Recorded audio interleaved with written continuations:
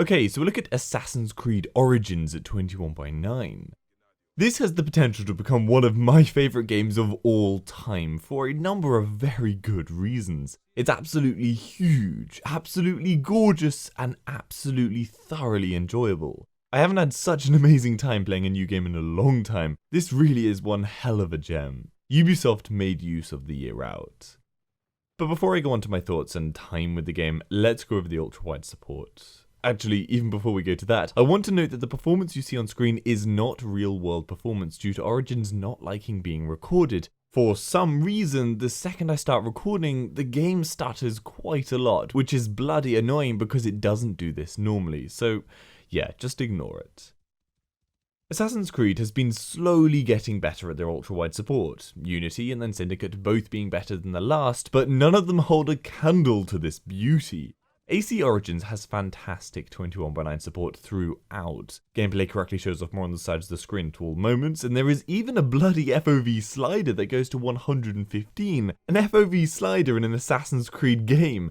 That's unheard of, but it's brilliant. I stuck it obviously right to the top, and there is near no stretching whatsoever on the sides of the screen. I don't know why you wouldn't play with the highest FOV level, as you can just drink in the gorgeous scenery so much better this way.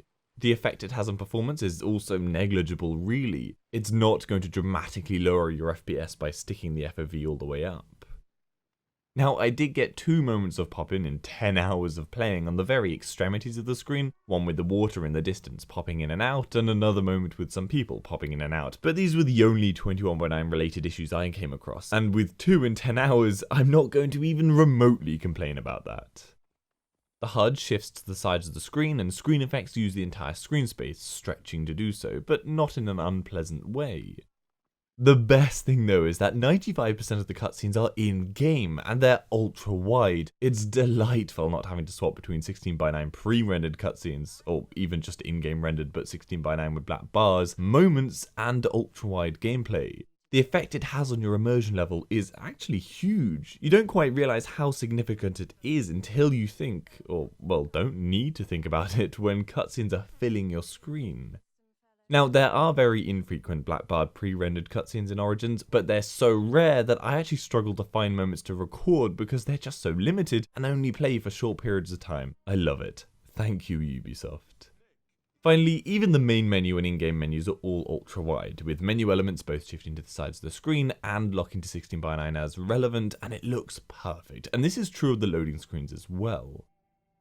My glowing about this game is only going to continue when we talk about performance. As we are all well aware, Ubisoft is not known for their immaculate PC support, however they really have outdone themselves this time. At 3440 by 1440 on a GTX 1080 Ti, I was able to maintain over 60 FPS in like 98% of moments on ultra high settings. I fiddled around with settings quite a lot during playing, so some of this recording is with slightly varying settings, but on the whole, the only settings I dropped to 1 away from their highest was lighting, ambient occlusion, anti-aliasing, and tessellation. These I swapped around to try different performance levels because I don't mind losing some of their quality, but I really don't like having to turn down in-game objects and density. I prefer having the world feel fuller at the loss of some lighting quality, for example. But that's the beauty of PC gaming, you can choose to lower what you like.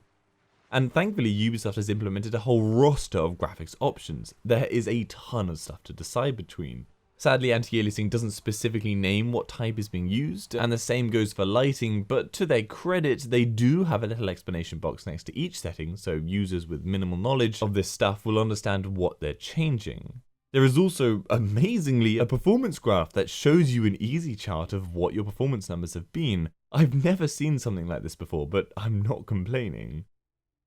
Now, like I said, the performance in this video is sadly full of stuttering due to the recording software and the game not playing nice with each other. No idea why, and I guess an update will fix it, but yeah, ignore these stutters. I did get the occasional drop in FPS normally, when not recording, which is annoying and was noticeable on a G-Sync monitor due to the FPS drop being quite sharp, but thankfully it's not too frequent and it is certainly linked to my pushing the graphics as high as possible. Dropping a few other settings 1 notch would eradicate these small hiccups. Now, before some idiots complain about the performance, saying this is ridiculous, you can't play the game on ultra settings with a 1080 Ti or some other BS, like I saw some people saying the graphics looked like a 2007 game, Christ, these people are imbeciles. The game is without question the most graphically gorgeous game available. There is no argument. The level of detail, the way the world is filled, the effects that fill your screen, it is remarkable, and it is impressive it runs as well as it does. For example, the density of the grass is truly beautiful. I genuinely have spent so much time just wandering around the world to stare at the views. Really, really impressive. And with my time on this channel playing loads of different types of games, I've seen massive performance differences between games and their optimization levels, and I can say just from experience that this is a well optimized game. It's not perfect, without doubt it will improve with updates to come, but it is launching very nicely. And of course there will be some people who have different rigs that don't run quite as well. There will always be some setups that just don't work as well as they should, but again, updates should fix all this. General PC support wise, I did experience a single crash, and I also had to force quit at one point when a loading screen became endless, but these appear to be rare moments. I would also potentially recommend locking your FPS max to 60 if you are experiencing much stuttering. I've seen some people hitting stuttering issues when left unlocked. There is full controller and keyboard and mouse support, though you can't rebind specific buttons on the controller sadly, which I would have liked to do. I wanted to switch just the X and B buttons as I'm far more comfortable dodging with B, but there is third-party software that can do this rebinding for you if you really want it. The main technical gripe I have is with surround sound support. There is support, but the voices sound distant, as if talking in a hollow room. It doesn't sound as perfect as you would expect, just something about it is off. I don't know what's causing it, but I've checked online and can find no material explaining why, so hopefully something does happen that sorts this out, but maybe it can't be fixed. It's not a massive thing, but I do notice it. You do have to restart the game to apply a few graphics options settings, which isn't good. I'm never a fan of that. And the stupid menu navigation circle thing is back bloody again for controllers. So menu navigation is stupidly slow and awkward. Absolute trash why this is being implemented in more and more games. Just the other day, Destiny 2 launched with this feature. Ugh, why? I really don't like it. Finally, there is a photo mode, the same as games like Shadow of War, so you can capture absolutely beautiful shots. So it's all good that the game runs great and looks phenomenal, but the question is, obviously, is it fun? And the answer is, God yes. This is not like any previous AC game, really. It is a halfway point between Assassin's Creed and The Witcher 3. It's looking to be both an RPG and tightly narrated game, and it works very, very well. Storytelling is enrapturing, with cutscenes being intense, emotionally driven moments, with powerful voice acting and general quality to all characters. Bayek is a lovable, interesting character, not a hardened, boring man with no personality. He has connection with characters he meets, he is both humorous and serious, and is just a fun character to play as. And you don't just play as him, you will swap around to take turns playing other characters for short periods of time too, and yes, modern day gameplay moments return, and in potentially my favourite way yet. But yes, for those worried about not liking the protagonist, I'm confident you'll be pleased with this. The world you have to explore is Egypt. It's a truly huge map with massive diversity, from oases to pyramids to cities like Alexandria to the horse racing hippodrome. There is ridiculous amounts to see and explore. The people that fill this world all appear to have jobs to do, they're interacting with the world, and most importantly, there are lots of them and they don't glitch around like they did in Unity.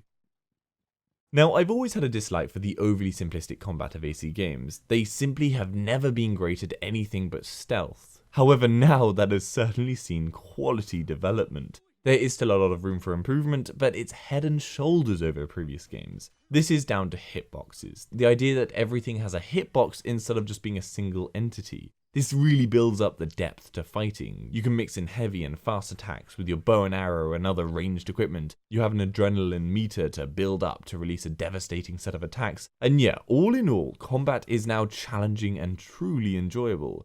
You also have many new weapon types, and every one works notably different thanks to the hitbox system again. A long spear truly is notably different to fight with than a short axe, for example. You also have a shield that plays an important role in protecting yourself. Again, back to the hitbox point, the shield will only protect you if the sword or arrow coming at you connects with the shield, otherwise it will hit you. Holding a shield up isn't an instant full body protection system. The shield can also be used to combat enemy attacks, to parry them, allowing for you to follow up with your own blows. And of course, the big standout point to all of this is bosses. Really powerful enemies that are a lot of fun to fight against, instead of just being thrown against tons of simple enemies to tackle. I am very happy to see combat development in the series really needing it. I'm playing on hard difficulty, and it is proving to be a proper challenge. I've died a lot due to enemies being unforgiving, and this is a notable point that you must take care to remember. In previous games, regardless of an enemy's difficulty level, you could stealth kill anyone instantly. That no longer exists. If an enemy is higher level than you, you are only able to do some damage to them, even if you manage to sneak right up to them. Which then means that the alert will go out to nearby enemies, and it stops the whole element of surprise that you had. It really does mean that there are so many enemies that you have zero chance of tackling throughout the game until you level up. And again, it's about the challenge. We all love, being challenged in our games. We want to feel like we earned the win, not just we're handed it on a good looking plate. General movement has also seen changes. It is easily the smoothest the parkour movement system has ever been. Climbing, jumping, swimming, etc. It is all buttery smooth and makes it a joy to play. It has gotten a little more simple in places due to the removal of player control over some actions though. AC Unity introduced the hold B to climb down, and of course you've had the ability to smoothly pass over obstacles by holding B for a while. However, now the sliding under objects action is done automatically as you run at something, and the smooth jumping over obstacles option is gone. You actually can't slide over tables in the same way that you could previously, and that is a shame. It's not a huge step back, but it's weird that this was removed. Thankfully, due to the way the game is built, not being a single city like London or Paris, it doesn't matter as much, but I do miss it. Looting has been tightened up, with it becoming a single button click instead of the long drawn out search feature which was always annoying. This is a perfect way of doing things. And the same tightening of mechanics applies to the Animus Pulse ability thing, where you can see lootable items in the world around you. It's been simplified and it works great. No longer do we have the stupidly overpowered option to see enemies through walls in red outlines. Now you need to search around with the eagle for your prey, and whilst I was truly worried this would ruin the gameplay, making life oversimplified, because of the removal of the pulsing enemy outline feature bit, this now is a great middle ground that once again promotes exploring the world while stopping you from getting lost and bored. And I also want to put in a little punt here to say that the eagle ability is bloody amazing from a view standpoint. The ability to jump into the sky at your slightest whim is amazing. You get this literal bird's eye view of the world, and it takes your breath away every time. The transition is smooth and instant, though if you fly far enough away from yourself, the Animus will need to load you in again where you were, but it's very quick. Another noticeable change you'll instantly be struck by is of course the removal of the minimap, a feature so standard in gaming that it really is weird not having it, but wow, it proves we need games to remove it more. It is so much more immersive not having it. I know I'm personally at fault frequently in games just looking at the minimap, so I'm moving about and not even looking at what's happening on screen, and where is the fun in that? It's so freeing not having it there. Instead you have, just like Skyrim, a navigation bar at the top of the screen that gives you the general direction to go in. Eagle points no longer work like they used to. Now they simply allow your eagle to more easily spot enemies and just serve as fast travel points. They don't show you what's in the area. You have to now physically go to places to discover them. And this is the fix we've all been waiting for Ubisoft to implement to solve their ridiculous map icon overload problem they've always had. It gives you a far more personal connection to the world. You can see where you've gone, what you've discovered, and of course what's left of the world for you to discover instead of just being told everything there is to do immediately. Other little details you'll run across: you can pull out your torch at any moment. Riding horses and camels is a staple part to gameplay, and in fantastic fashion, you can not only set your mount to follow the road you're on, but you can even set it to go to your custom marker. So in this way, you can just take in the view without stressing about controlling your riding. Of course, it's optional and you can control your mount if you desire, but it's nice to have that option. Hunting and crafting are back, similar to AC3 really. It's pretty basic, but still a fun side part to gameplay. You collect different things like wood and leather, and these can be used to upgrade yourself. It's nothing overly deep, but like I say, a fun addition. Movement-wise, you run as standard, no longer do you need to hold the right trigger to sprint, and whilst this feels weird even now after all this time playing, it's a good thing. You can walk if you want just by holding the analog stick halfway, and it frees up your hand nicely. The way you do missions, of course, is significantly altered to how it was due to the new RPG element. So now it's just like The Witcher 3. You can see all your possible missions you've collected and choose at any moment which one to do. You can switch between them whenever you like and return whenever, and it's like so many parts to this game, a far cry from the stale formula the previous games had become. There is a full day and night cycle, which is gorgeous, giving missions unique takes depending on when you undertake them, and it also just is lovely to see the world moving around you. I also want to give a shout out to the water. I have never ever seen such perfect water in a game. It's so real. The graphics whore inside me really is in love with this game. A feature that I'm not keen on is the ability to take photos in-game and then have them appear on someone else's map. So my map has icons of pictures that I can hover over and see someone else's picture. I don't want this, and I can't find a way to turn it off. Swimming makes a big comeback. Finally, after a long time since Black Flag, you can go under the depths of the waves again, and I don't know why, but being able to swim, having that ability, even if you don't use it much, it just gives the world this extra believability, a literal depth to the world. And finally, with deserts being prominent across the map, you can actually find yourself overheating if you're out in the sun for too long, which is just one of those immersion features that I love. The small details that make a game interesting, give character to things that otherwise would seem bland. Overall, there is so much more to this game that you'll need to go and explore yourself, but if you can't tell already, I'm loving it and absolutely 100% recommend picking it up. If anything, it's the game to show off to your friends to convince them to buy a 21:9 screen, because this is truly mesmerizing to look at on our monitors. I'm also going to give it a WAF score of 4. It's so nearly a 5, but those 16:9 with Blackbird cutscenes are just dragging it down. So I hope that gives you some information how the game runs at 21:9. Give this video a like if you found it helpful, and subscribe for future info. For any of the games at 21:9, head over to my channel or the WAF website. Hopefully I've covered it. If I haven't, then leave a comment down below and I'll try and cover it. And if you'd like to support the channel, the links to my Patreon page are in the description, and Amazon affiliate links are there too. See you later.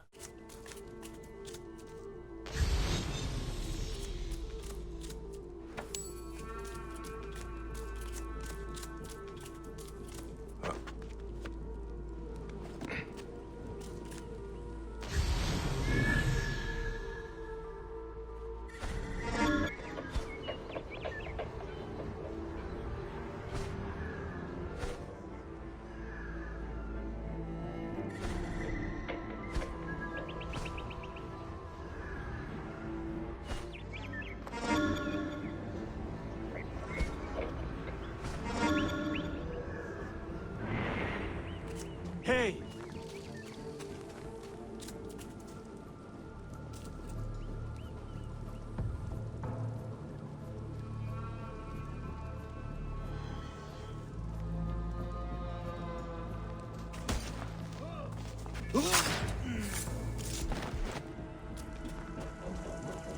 Hey!